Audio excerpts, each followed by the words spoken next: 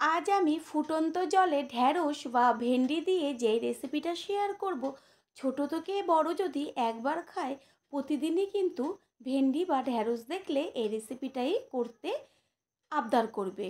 নমস্কার বন্ধুরা, শ্বশুর বৌমা রান্নাঘর অ্যান্ড ব্লগ চ্যানেলে সকলকে স্বাগত।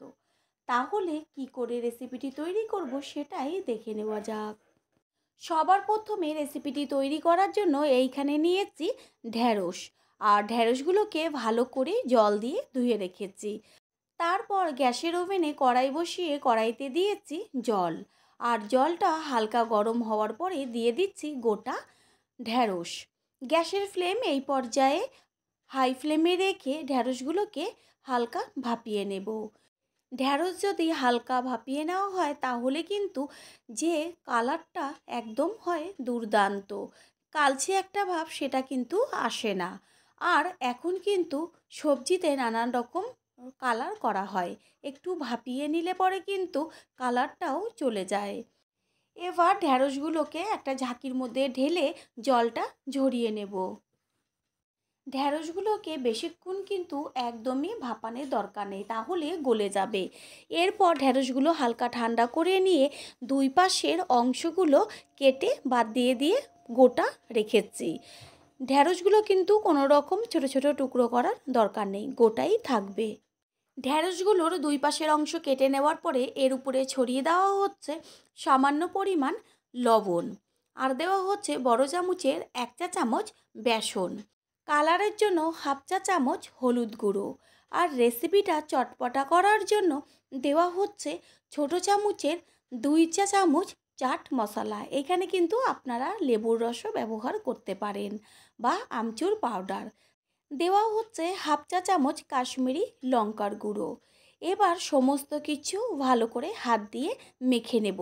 এই বেসন আর চাট মশলা দেওয়াতে রেসিপিটা এত টেস্টি হবে আর এত সুন্দর একটা ফ্লেভার বেরোবে, যেটা নাকি খাওয়ার পরে বুঝতে পারবেন।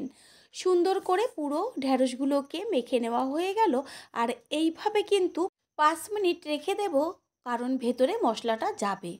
তারপর গ্যাসের ওভেনে কড়াই বসিয়ে কড়াইটা ভালো করে গরম করে নিয়ে দিয়ে দেওয়া হচ্ছে সাদা তেল।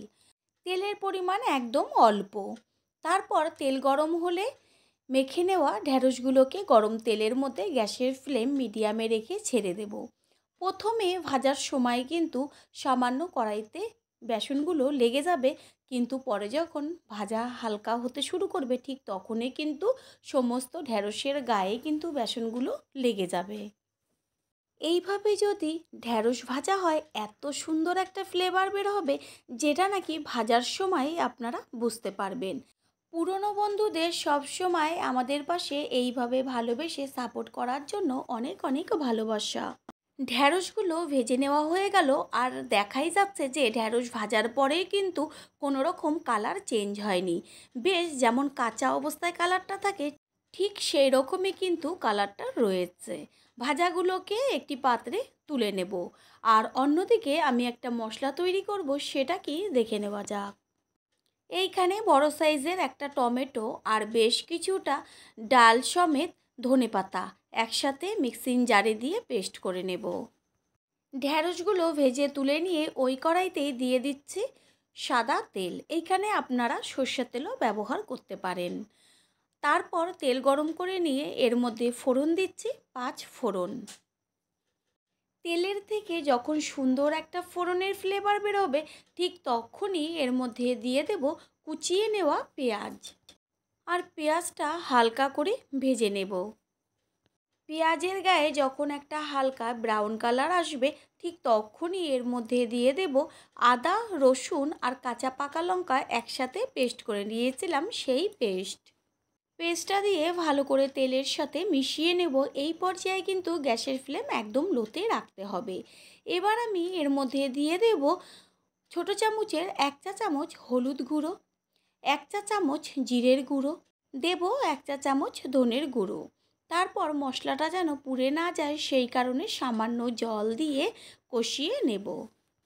দেব স্বাদের জন্য পরিমাণ অনুযায়ী লবণ আর হাফ চা চামচ কাশ্মীরি লঙ্কার গুঁড়ো। এইখানে ঝালের জন্য কাঁচা পাকা লঙ্কা ব্যবহার করেছি।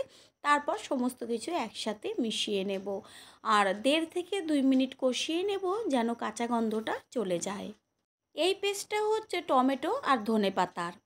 এইখানে মশলার উপরে কিন্তু তেল ছাড়তে শুরু করেছে আর কাঁচা যে গন্ধটা সেটাও চলে গেছে। এই পর্যায়ে এর মধ্যে দিয়ে দেব ধনেপাতা আর টমেটোর পেস্ট।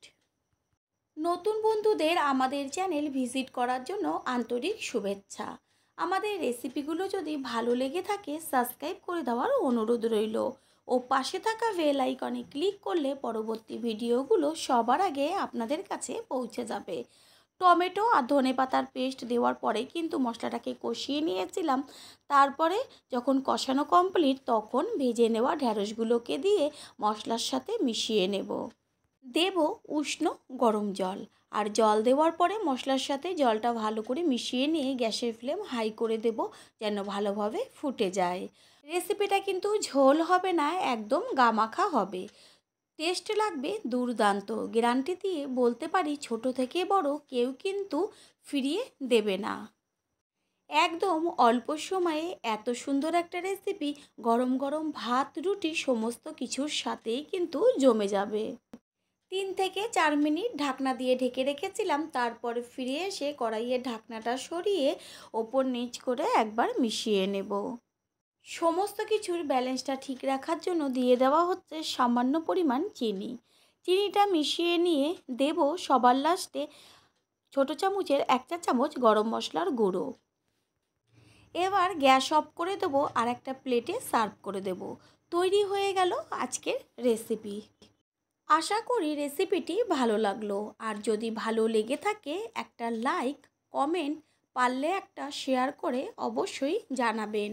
আপনাদের দেওয়া একটা লাইক ও একটা শেয়ার কিন্তু আমাদের কাছে অনেক অনেক গুরুত্বপূর্ণ। All friend, thanks for watching my video. আপনারা সকলে ভালো থাকবেন, সুস্থ থাকবেন। আবারও দেখা হবে অন্য কোনো রেসিপির এপিসোডে।